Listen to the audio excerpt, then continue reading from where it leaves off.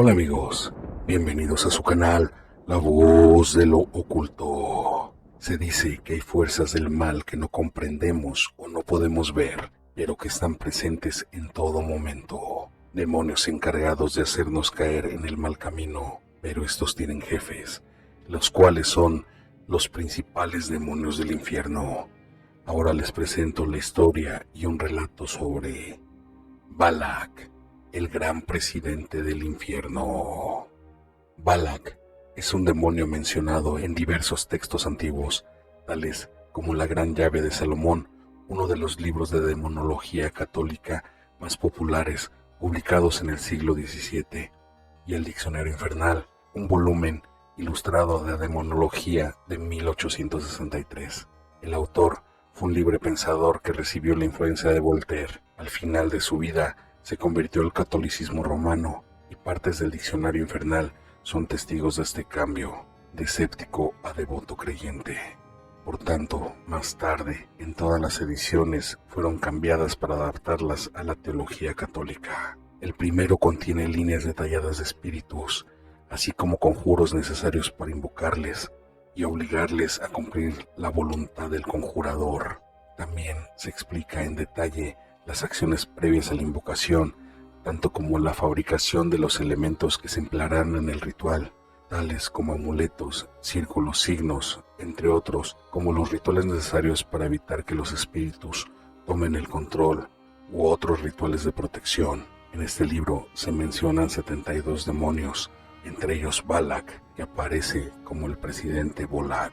Balak es nombrado en la tradición antigua como Walak, Balak, Balax, Balu, Balik y Bolak, descrito como un niño con alas de ángel. En ocasiones es representado montando en un dragón de 2 cabezas. Este demonio ha servido para la inspiración de varias tramas de películas. Según la tradición, Balak conversó en ocasiones con el rey Salomón, quien aseguró que posee un gran conocimiento y comanda su propia legión demoníaca. En total, dirigiría alrededor de 38 legiones de demonios. Ahora bien, hay muchos quienes han cuestionado la trama de la monja porque no se acerca mucho a lo que en realidad es y hace Balak, pero sí tiene alguna relación, ya que Balak es un espíritu encarnado en una monja que frecuenta una abadía en Rumania. Lo anterior obedece a que en la cultura popular, Balak profana y toma el control de los miembros de la iglesia, ya sean monjas, sacerdotes o feligreses. Es muy polémico el hecho de que muchas cintas y series se han basado en la existencia de este pequeño demonio, y muchos sostenían que era un ser ficticio, pero luego de varias investigaciones se supo de su existencia desde tiempos muy remotos. Incluso el día de hoy es invocado a menudo por practicantes de la magia negra que lo buscan para hallar tesoros escondidos. Además es conocido y adorado por su fortaleza.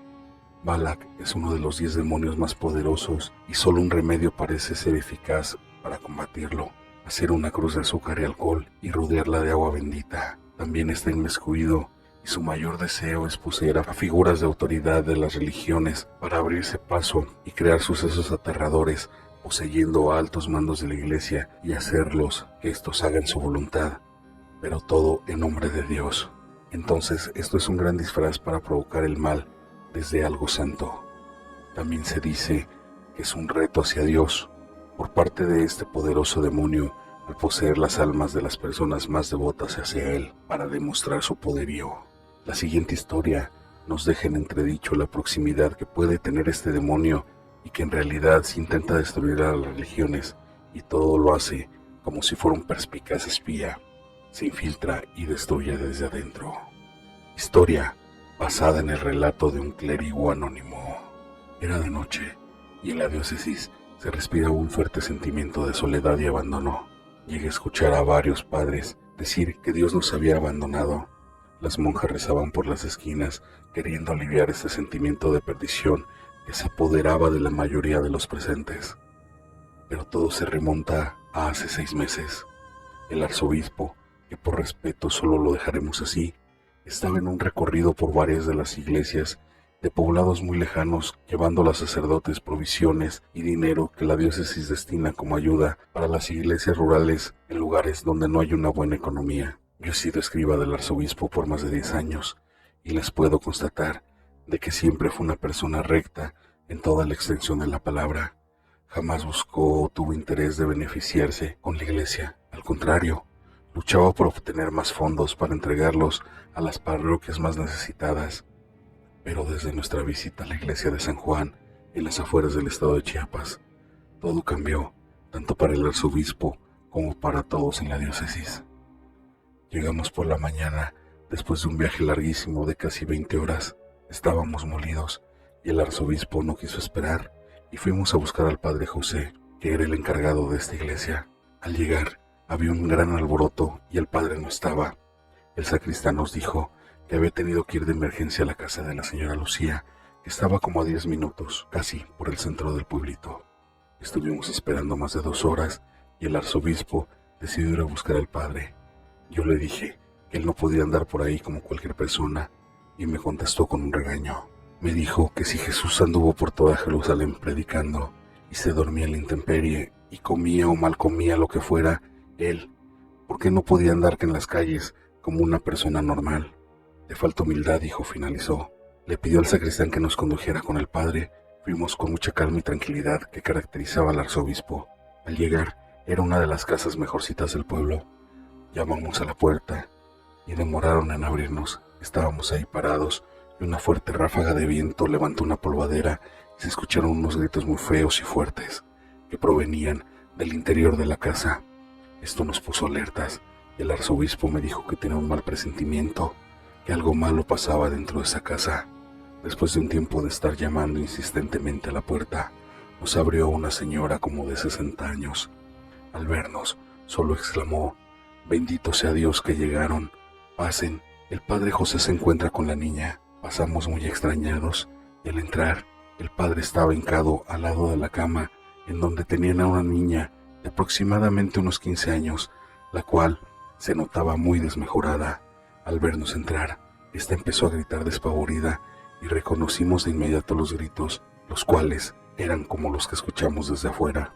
El arzobispo le dijo con voz enérgica al padre que le explicara qué estaba pasando ahí, pero este lo ignoró y siguió con sus oraciones. Yo me acerqué a él e interrumpió y me jaló para que me hincara y solo escuché: «Ayúdame con las oraciones, padre». Algo muy dentro de mí me hizo que empezara a rezar y el arzobispo ya no dijo nada. Empezó a estudiar la situación. Después de un largo rato de oración, la finalizó el padre José y nos dijo que lo acompañáramos afuera. Ahora sí, muy humildemente, saludó al arzobispo y le pidió disculpas, pero asimismo le pidió la palabra para que le pudiera explicar qué estaba pasando. El arzobispo lo reprendió diciéndole: «Padre, usted sabe que tenemos prohibido hacer exorcismos, a menos que la Santa Iglesia lo apruebe». El padre José respondió: «Estoy enterado de eso. No estaba practicando un exorcismo, solo estaba rezando, ofreciendo oración para que nuestro Padre Celestial ayude a esta pobre niña, que para serle sincero, yo no tengo el conocimiento para decir o constatar de que esta criatura está realmente poseída o no. La verdad, carezco de esa percepción». El arzobispo lo miró con serenidad y le dijo: «Disculpa, mijo, yo sé que lo primero debe de ser el bienestar de nuestros hermanos. Mañana regresaremos y yo haré unas pruebas para ver cuál es la situación de la niña. Si es necesario, solicitaré ayuda para que manden a una persona más experimentada y reúna las evidencias necesarias para que se le pueda ayudar». El padre José solo sonrió y dio las gracias. Esa tarde terminamos las cosas administrativas, que era lo que nos había llevado a aquel pueblo. Le entregó los recursos y sostuvieron una larga plática. Cenamos cordialmente y nos retiramos a descansar. Al día siguiente, después de la misa, el arzobispo le pidió al padre que fuéramos a la casa de la niña. Llegando, entramos y ella se nos quedó viendo con recelo. Sonrió, o más bien se carcajeó de una forma que hizo que se me erizara la piel. La verdad, era la primera vez que veía una posesión. El arzobispo se sentó junto a ella y empezó a orar en latín. La chica se retorcía y hablaba con una voz muy grave, se le inflaba la garganta, y el padre nos pidió que lo ayudáramos rezando el Padre Nuestro, pero de igual forma, en latín. Yo la verdad no me lo sabía, pero el padre José sí, así que cada uno lo hizo como pudo. Le puso agua bendita y la niña empezaba a vomitar un líquido negro. Después de un rato de plegarias, el arzobispo se acercó a ella y le dijo que le revelara quién era, y ésta solo respondía con insultos y blasfemias. Pero hubo un momento en que ella se le acercó al oído y le dijo algo. Fue ahí cuando él se levantó, le dio la bendición y nos llevó hacia afuera. Le dijo al padre José que estaba convencido de que algo que venía del Averno estaba apoderándose de la niña y que iba a hacer todo lo posible para que de inmediatamente viniera un experto a examinar el caso. Al otro día temprano partimos y el arzobispo estaba muy callado y distante. Al preguntarle qué le había dicho la niña, él solo contestó que le dijo que era el diablo y que quería su alma. Llegando a la capital de Chiapas, rápidamente me pidió que me comunicara con la diócesis y habló con su superior. Le solicitó que fuera un experto al pueblo del padre José. Se lo concedieron y solo le pidió que lo mantuvieran informado del caso. Los siguientes días todo tuvo complicaciones, ya que el arzobispo canceló los demás viajes que ya teníamos agendados y cayó en cama por más de 3 días. Varios doctores lo vieron y ninguno de ellos podía decir qué pasaba, pero al 5.º día, al pasar los doctores a revisarlo, él estaba completa e inexplicablemente curado. Pero de ahí todo cambió radicalmente, pues según él, dijo que esa enfermedad lo había hecho recapacitar de su forma de llevar su cargo dentro de la iglesia, y este cambio se dio más cuando el experto nos informó que la niña no tenía ningún signo de posesión, que solo lo habíamos hecho perder el tiempo.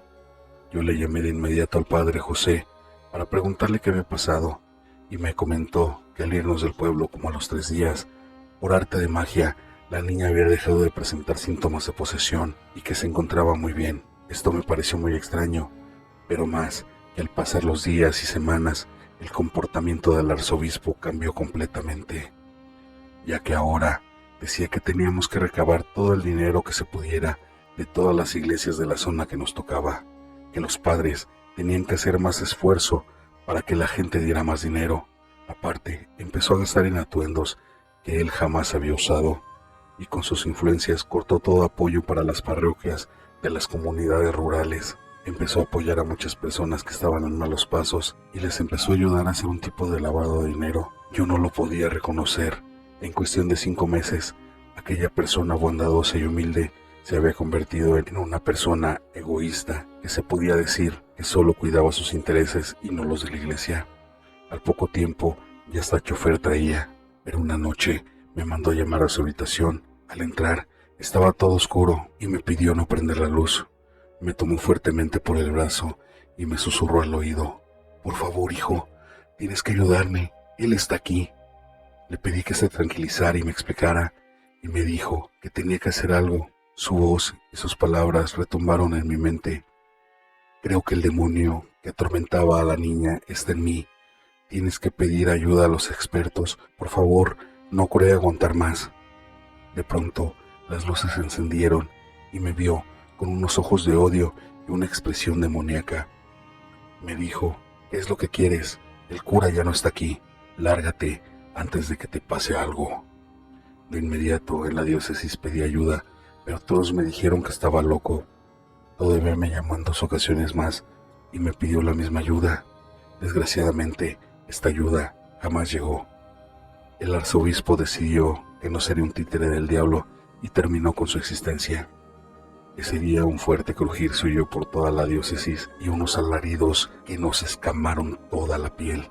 Al llegar a su cuarto, este yacía sin vida al lado de una nota póstuma que decía: «Ayuda, Bala, que el profanador está dentro de mí, corrompiendo a la iglesia desde adentro. Jamás dejen que triunfe. Por obvias razones, todo este asunto se ha manejado en secreto, pero ahora sé que hay una guerra que se está combatiendo y de acuerdo a mi experiencia, el enemigo nos está atacando desde adentro». Esto es todo por hoy. Espero les haya gustado esta magnífica historia. Suscríbete, dale like, comparte para que más aficionados al terror puedan disfrutar estas grandiosas historias. Activa las notificaciones para que no te pierdas el contenido. Deja tu comentario, los cuales me ayudan al crecimiento del canal. Y recuerda que siempre detrás de ti está la voz de lo oculto.